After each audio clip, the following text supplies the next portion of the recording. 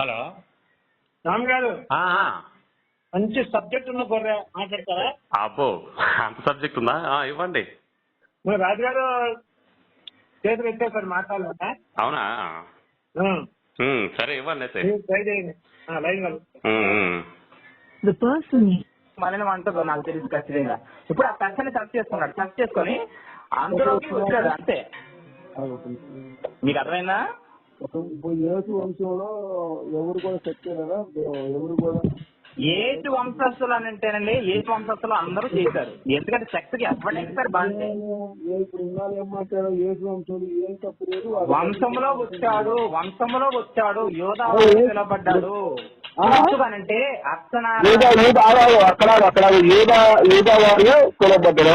పిలవబడ్డాడు.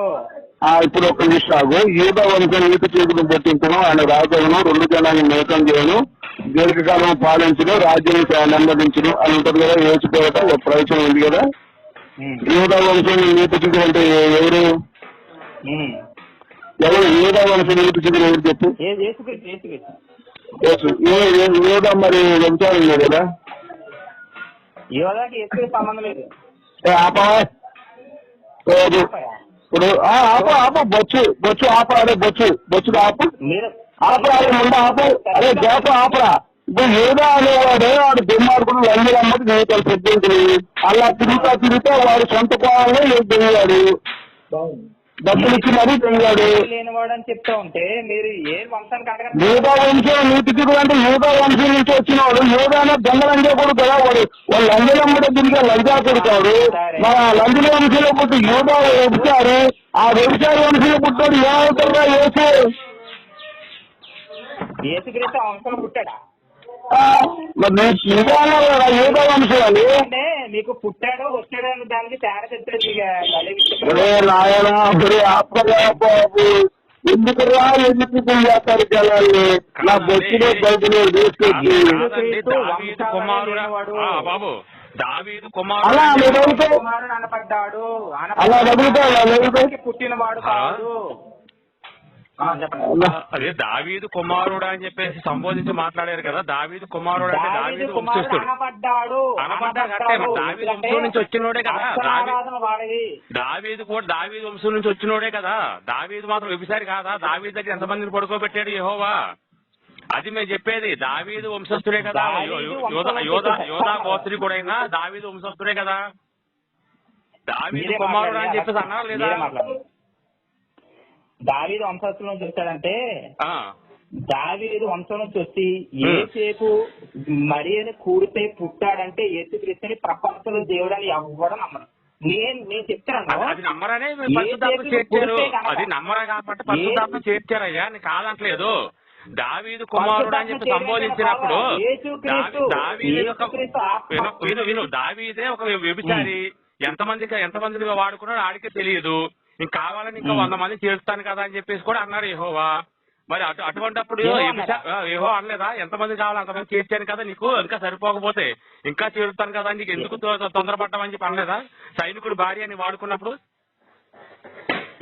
అప్పుడు రాజులకి ఎంతమంది భార్యలు ఉంటారండి? రాజు ఎంతమంది లెక్కలు ఉండవు. వ్యామోహానికి నేననేది అదే. బాబు, దేవుడు అనేవాడు వ్యభిచార వంశంలోంచి రావడం ఏంటనేది మా మిత్రులు అడిగే మాట. అది నీకు అర్థం కావాలి. పుట్టాడా అని అంటున్నాను. వ్యభిచార వంశంలోనే పుట్టాడు. వ్యభిచార వంశంలోకి వస్తుంది అది. పుట్టాడా? వ్యభిచార వంశమే. దావీదు కుమారుడు అంటే అర్థం ఏంటి? మరి దావీదు కుమారుడు అంటే అర్థం ఏంటి? వ్యభిచార వంశమే కదా. వ్యభిచారం నుంచి వచ్చినోడే. అసలు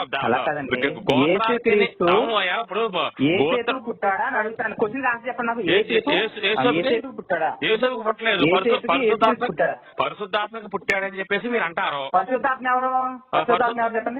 నాకు తెలియదు. నువ్వు చెప్పు పరిశుద్ధాత్మ ఎవరు? మీరు విన్నారు ఇప్పుడు వరకు సంభాషణ విన్నారు? నేను విన్నాను, నాకు తెలుసులే. కానీ నువ్వు చెప్పు పరిశుద్ధాత్మ అంటే ఎవరో చెప్పు. తెలుసుగా చెప్పు. నువ్వు పరిశుద్ధాత్మ అంటే పాత నిబంధనలో దేవుడు యెహోవా. పరిశుద్ధాత్మ అంటే ఏంటి? పరిశుద్ధాత్మ ఎందుకు పెట్టారు? పరిశుద్ధాన్ని ఎందుకు పెట్టారు? పక్కన బ్యాడ్ స్పిరిట్ ఒకటి ఉంది, దాని ఈవిల్ అంటే ఎవరు? దాని పేరు లూసిఫర్. గుర్తు పెట్టుకో, దాని పేరు లూసిఫర్. లూసిఫర్ అంటే సాతాను కదా. పరిశుద్ధాత్మ దాని సాతాన్ అదే అన్న. సాతాన్ అంటే ఏంటి?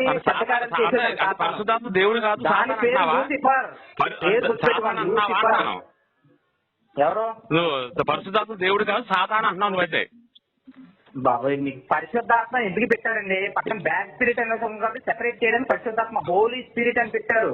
అవునా, హోలీ స్పిరిట్ అని తెలుసు, దెయ్యం అది ఆత్మ అని తెలుసు నాకు, కాదనట్లేదు. నువ్వు అనేది ఏంటంటే ఇప్పుడు దేవుని ఆత్మకి శరీరం కావాలండి, బలి అవ్వాలంటే శరీరం కావాలి. ఎలా పాసిబుల్ మీరు చెప్పండి నాకు. బలి అవ్వాలంటే శరీరం కావాలా? వింటానులే కానీ చెప్పు. పరిశుద్ధాత్మ అది కమ్ముకుంటేనే కానీ యేసు పుట్టకూడదు, యేసు పుడితేనే కానీ శరీరం రాదంటారా? మరి ఏం చేశాడు? యేసు క్రీస్తు ఏం చేశాడు? బలి అవ్వాలప్పుడు పాత నిబంధనలో ఉన్న యెహోవా అంటే ఆత్మ శరీరధారిగా రావాలని ఒక టార్గెట్ పెట్టుకున్నారండి. ఎందుకంటే సర్వ మానవాళి కోసం అనుకున్నాం. ఇప్పుడు శరీరధారికి రావాలంటే దేవుడికి ఆత్మస్వరూపం కాబట్టి అంటే శరీరం లేదు, శరీరం కావాలి ఖచ్చితంగా. శరీరం అంటే రక్త మాంసాలు కావాలి, రక్తం ఇంపార్టెంట్, రక్త మాంసాలు కావాలి. ఇప్పుడు దేవుడికి రక్త మాంసాలు కావాలంటే ఏం చేయాలో చెప్పండి. ఇంకో విషయం ఏంటంటే కండిషన్ ఏంటంటే పురుష సంయోగం అనేది దేవుడు పెట్టింది కాదు, అదేదో జరుగుతూ వచ్చింది. ఎందుకు పెట్టలేదు? దేవుడు ఎందుకు పెట్టలేదు? దేవుడు ఎందుకు పెట్టలేదు? దేవుడు పెట్టాడు కదా, దేవుడు పెట్టాడు కాబట్టి కదా. మరి దగ్గర నేను ఫస్ట్ నేను అయిపోయి చెప్పావు కదా, నేను చెప్పేది నీగా దేవుడు పెట్టలేదు అని చెప్పి అంటున్నావేంటి? పురుష సంయోగం తెలియదు అని చెప్పేసి ఎవరు చెప్తావు? ఎంతమంది కన్యలను తీసుకెళ్లి మీ పక్కన చేర్చుకోండి అని చెప్పి అనలేదు. పురుష సంయోగం ఎరిగిన వాళ్ళని చంపేయమని చెప్పి అనలేదు మీ దేవుడు. దేవుడు పెట్టలేదా? నువ్వు పెట్టావేంటి? వదిన దగ్గర మనిషి పడుకోబెట్టలేదా? కొడుకుల దగ్గర తండ్రి తల్లి పడుకోబెట్టలేదా? పురుష సంయోగం అంటే ఏం చెప్పండి అక్కడ ఎందుకు అన్నాడు అంటారు? కలయిక పురుష సంయోగం అంటే చిన్నపిల్లడు కాదు, నువ్వు నేను చిన్నపిల్లడు కాదు. మీకు ఏం చెప్పాలండి? మీకు నీకు అర్థమవుతుంది కదా, నీకే అర్థం కావట్లేదు పూర్తిగా. బైబిల్ అనేది నువ్వు అర్థం చేసుకోలేకపోతున్నావు. అది ఎలా ఇప్పుడు మన పాపాల కోసం చచ్చిపోయినట్టు ఎక్కడ ఆధారాలు చూపించుకొని ఎక్కడ చూపించి మన పాపాల కోసం చచ్చిపోయి చెప్పి చూపించి ఎక్కడ చూపిస్తావు? ఆయన మనందరి పాపాల కోసం వచ్చాడు. మన పాపాల కోసం వచ్చినట్టు కాదు, యెహోవా చేసిన పాపాల కోసం వచ్చాడు. యెహోవా చేసిన పాపాల కోసం వచ్చాడు. ఎందుకంటే ఆయన చెప్తాడు. ఎందుకంటే తల్లుల దగ్గర, కూతురుల దగ్గర, తండ్రుల దగ్గర పడుకోబెట్టాడు. ఆ పాపాలు తీయడం కోసం యేసు వచ్చాడు తప్ప మీ పాపాల కోసం, నా పాపాల కోసం కాదు. ఎందుకు చేయలేదు? ఆది కాండం తీయచ్చు, ఆది కాండం తీయ్యా, ఆది కాండం తీసిన తర్వాత మాట్లాడు. మనిషి చేసిన దాన్ని బట్టి మనిషి చేయించింది ఎవరు? మనిషి చేయించింది ఎవరు? మనిషి చేత చేయించింది ఎవరు? ఆ తప్పులు ఎవరు చేయించారో చెప్పు నాకు ఫస్ట్. సాతాను చేయించాడా? అంటే యెహోవా దేవుడిగా సాతాను అంటావా? యెహోవా దేవుడిగా సాతాను అంటావా? అది యెహోవా లేడా? యెహోవా లేడా? యెహోవా సాతాను వచ్చాడా? సాతాను వచ్చాడా? యెహోవా లేడు, సాతాను వచ్చాడు, సాతాను చేయించాడు అంటున్నావు నువ్వు. యెహోవా అనేవాడు లేడు, పాత్ర అంటావు. యెహోవా దేవుడు కాదు, సాతాను అంటావు. యెహోవా దేవుడే లేడు, యెహోవా అనేవాడు లేడు. యెహోవా అంటే దేవుడు లేడు. నువ్వు చెప్పిన కదా లేడు అక్కడ. వదిన దగ్గర మరిదిని పడుకోబెట్టి కింద కాచాడని చెప్పేసి చంపేశాడు. నరాలు ఉన్నాయి కాబట్టి మీరు మైండ్ లో నరాలు ఉన్నాయి కాబట్టి ఇప్పుడు మీకు అర్థమవుతుంది వదినని. అప్పుడు అవి లేవు. అదే ఇప్పుడు దేవుడు అనేవాడు నిజంగా ఉంటే నేనే చెప్పేది అదే. దేవుడు అనేవాడు లేడు అంటున్నా నేను. బాబు దేవుడు అనేవాడే లేడు అంటున్నా నేను. దేవుడు అనేవాడు ఉంటే ఈ వాయు వరుస లేకుండా ఎందుకు తయారు చేశాడు జనాల్ని? వాయు వరుస లేకుండా ఎందుకు పెట్టాడు? అంటే రూల్స్ మార్చుకున్నాడు ట్రాఫిక్ పోలీసు వాళ్ళలాగా. మోసే వచ్చేటప్పుడు రూల్స్ మార్చేశాడా? ఇప్పుడు దాకా చేశారా? జంతువుల్లా మారేంత ముందు ఇప్పుడు దాకా జంతువుల్లా చేశారు. ఇక నుంచి వాళ్ళు చేయడం కుదరదని చెప్పేసి మోసే వచ్చిన తర్వాత రూల్ పెట్టారా? అంటే తెలీదా? దేవుడు అనే వాడికి ఏం చేయాలో తెలియదు, అంత జ్ఞానం లేకుండా మీ దేవుడు, మీ యెహోవా దేవుడు. దేవుడు అని చెప్పుకుంటున్నావు. మంచి కాదు దేవుడు. మీరు చెప్పుకుంటున్న దేవుడే జ్ఞానం లేనివాడు, జ్ఞానం లేకుండా ఉన్నాడు. మీరు మీ గురించి అసలు దీన్ని చెప్పడానికి కాదే నేను వచ్చింది. ఏం చెప్తావు? చెప్పే టాపిక్ మీరు అసలు పూర్తిగా ఈ సెక్స్ గురించి ఇది గురించి మాట్లాడుతున్నారు. లేదు, బైబిల్లో ఉన్నది. బైబిల్లో ఉన్నది ఎలా రాశారన్నా దేవుడు అనేవాడు కాన్సెప్ట్ ఎక్కడ చెప్పొద్దు. అవునయ్యా సరే ఓకే, సెక్స్ గురించి పక్కన పెడదాం. ఇప్పుడు మోషేకి 10 ఆజ్ఞలు ఇచ్చింది ఎవరో? మోషేకి ఆజ్ఞలు ఇచ్చింది యెహోవానా లేకపోతే సాతానా? ఎందుకు ఇచ్చాడు? ఎందుకు పెట్టుకోకూడదు? ఆ రూల్ ఎందుకు పెట్టుకోకూడదు? దేవుడు అనేవాడు అంటే గవర్నమెంట్ ట్రాఫిక్ పోలీసు వాడా ఇప్పుడు పడితే మార్చుకోవడానికి రూల్స్? ఏమయ్యా ఫస్ట్ చిన్నప్పటి నుంచి పెద్ద అయ్యాక ఇష్టం వచ్చి తిరుగు ఒక 60 సంవత్సరాలు వచ్చిన తర్వాత నువ్వు మారు మనసు పొందులు మటలు చేసుకో అని పరలోకానికి వెళ్తావని చెప్పి రూల్స్ పెట్టాడా ఈ మధ్య ఏమన్నా ఏం మాట్లాడుతున్నాడు ఇక తెలివితేటనే లేవు అసలు ఏ చదువుకున్నా నువ్వు అసలు బైబిల్ చదువుతా అంత రోగం చట్టాలను పెట్టుకుని అంత చట్టాలను పెట్టుకుని నువ్వు ఎలా మాట్లాడతావు? కొత్త నిబంధన పాత నిబంధన ఉందా కొత్త నిబంధన ఉందా? ఏంటిది? పాత నిబంధన ఉందా కొత్త నిబంధన ఉందా? కొద్ది సరిగ్గా ఉందా? ఆన్సర్ చెప్పండి. కొత్త నిబంధన పాత నిబంధన రెండు ఉన్నాయి నా దగ్గర. నీకు ఏది కాదు చెప్పు, నేను చెప్తాను. అదే నేను చెప్తా ఉంటే కొత్త నిబంధన ముందా పాత నిబంధన ముందా అన్నా? కొత్త నిబంధనే ముందయ్యా. పాత నిబంధనే ముందు, కొత్త నిబంధన తర్వాత వచ్చింది కదా. నువ్వు ఎలా చెప్తావు? నువ్వు పౌలు అనేవాడు రాసింది ఏంటి? రోమా రాసింది ఎవడు? పౌలుగా రాశాడు. ఆ పౌలు ఉన్నప్పుడు పాత నిబంధనలో ఉన్నాడా? పౌలే ఉన్నా నీకు? యెహోవా స్టోరీ అంతా కూడా పాత నిబంధనలు ఉంటుందా కొత్త నిబంధనలు ఉంటుందా? అని నువ్వు చెప్పింది ఏంటి? కొత్త నిబంధన ముందు వచ్చిందా? అంటే యేసు ముందు వచ్చేసాడా? యెహోవా కంటే ముందు వచ్చేసాడా యేసు? యేసు యెహోవా అంటారేంటండి బాబు? యేసు యెహోవా ఇద్దరు ఒకటేనా? యేసు క్రీస్తు అది దేవుడిని ఎక్కడ చెప్పుకొని అది చెప్పు. దేవుడిని ఎక్కడ ఉంది? నేను దేవుడిని నన్ను పూజించని చెప్పి ఎక్కడ చెప్పు నాకు. మధ్యవర్తిగా వచ్చాడు. మనుషులకు దేవుడికి మధ్యవర్తి మాత్రమే మీ యేసు. మీ యేసు దేవుడు కాదు. నువ్వు తల కింద తప్ప చేసావు. మీ యేసు దేవుడు కాదు. ఎలా ఎవరు చెప్పే? ఎక్కడ చదువుకున్నావు నువ్వు? చూపించి ఎక్కడ చూపించు. అసలు యేసు క్రీస్తు అయ్యాడు నువ్వు చెప్పు ఫస్ట్. అసలు యేసు క్రీస్తు అయ్యాడు చెప్పు. ఎక్కడ ఉంది బాబు? మీ పేరేంటి సార్? మీ పేరేంటి? నా పేరు సర్వ సంగతి. ముందు నీ ఆ పేరు సంగతి చెప్పు. బైబిల్ సంగతి చెప్పు నాకు. పాత నిబంధనలో ఆత్మస్వరూపమైన దేవుడు శరీరధారిగా వచ్చాడు. అంటే మేరీని వేసుకున్నది కూడా ఏసే వేసుకున్నాడు. ఏసే బయటకు వచ్చేసాడా? లేదు. అవును. ఇప్పుడు అవునయ్యా, పరిశుద్ధాత్మ, యెహోవా, మేరీ, అది యేసు ముగ్గురు ఒకటే అన్నావు కదా. ముగ్గురు ఒకటే అన్నప్పుడు యేసు ఒకటి కాకపోతే ముగ్గురు వేరా?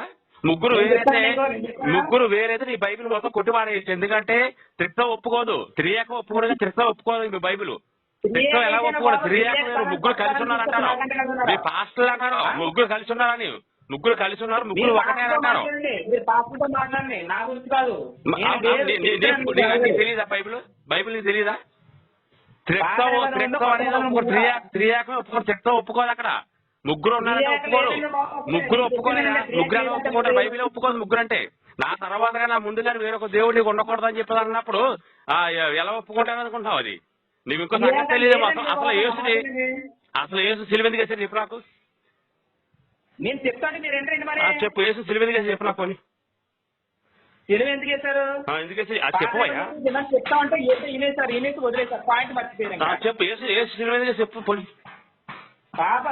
పాత నిబంధనలో దేవుని చంద్ర మనిషి ఉంటుంది. యాక్చువల్గా అరుడు కాదు. ఎందుకంటే పాపం చేసిన దేవుని చంద్ర ఉండలేడు. దానికి ఏం చేశాడంటే దేవుడు ఇలా పాపం చేసిన వాడు ఒక చచ్చిపోతే అలాగా ప్రపంచంలో చచ్చిపోతుంది ఖచ్చితంగా. అప్పుడు ఏం చేశాడు? ఒక రూల్ తీసుకొచ్చింది. ఏంటంటే సరే నువ్వు చచ్చిపోవాలి, నువ్వు చచ్చిపోకుండా నీ ప్లేస్ లో ఏదో ఒక జంతువుని తీసుకొచ్చి, అంటే పరిశుద్ధమైన జంతువుని తీసుకొచ్చి నీ పాపాలు దాని మీద మోసి అది అక్కడితో వదిలించినప్పుడు నీ బదులు అది చచ్చిపోయింది. నువ్వు ఫ్రీడమ్ పర్సన్ అయింది. దేవుని చంద్ర ఉంటాను వరకు పొరపాటున పాపం చేస్తే దేవుని చంద్ర తప్పదు. నువ్వు ఎంత అమాయకుడుగా నాకు అర్థమవుతా ఉంది. యేసు సిలువ ఎందుకు వేసాడు అని తెలుసా నీకు? చెప్తాను విను. యేసు సిలువ ఎందుకు వేసాడు చెప్తాను విను. అక్కడ ఒక ఆజ్ఞ ఉంది. నేను తప్ప వేరొక దేవుడిని ఉండకూడదు అని చెప్పేసి ఆ ఆజ్ఞ ఉంది. ఈయన ఏం చేశాడంటే నేను దేవుడు పంపిస్తే వచ్చాను. మతాన్ని స్థాపించింది కూడా పౌలు అనేవాడే. క్రీస్తు మతాన్ని స్థాపించింది కూడా ఆ పౌలు అనేవాడు చేసి దౌర్భాగ్య పని అంటారు. అసలు యేసు అనేవాడు ఏం చేశాడు తెలుసా నీకు? నేను దేవుడు పంపిస్తే వచ్చాను, అని చెప్పేదాన్ని దొంగబద్దాలు ఆడాడు కాబట్టి కొట్టారయ్యా. కొట్టారు, శిక్ష వేశారు, అక్కడ సిలువ ఎక్కించాడు. అంతేకాని దేవుడే కాదు యేసు దేవుడు అని ఎవరు చెప్పాడు నీకు? బైబిల్ మొత్తం కూడా వెతుకురా కూడా దేవుడు అంటే బైబిల్ ప్రకారం నువ్వు నరకానికి పోతావు. తెలుసా నీకు సంగతి? ఏ గ్రంథం ఏ వాక్యాలు చెప్తావు? ఏ వాక్యాలు ఎందుకుంటదయ్యా? నేను చెప్పింది ఇప్పుడు నువ్వు వచ్చావు, నేను ముఖ్యమంత్రి అని చెప్పుకున్నావు అనుకో, నేను కొట్టేస్తారు. నువ్వు పిచ్చెక్కినోడు అంటారు. నిన్ను పిచ్చెక్కినోడు అంటారయ్యా. కాదు, నేను పిచ్చెక్కి నువ్వు ముఖ్యమంత్రి అన్నావు అనుకో, నువ్వు ముఖ్యమంత్రి ఎలాగవుతావరా? ముఖ్యమంత్రి ఉండగా మాకని చెప్పి కొట్టేస్తారు నేను.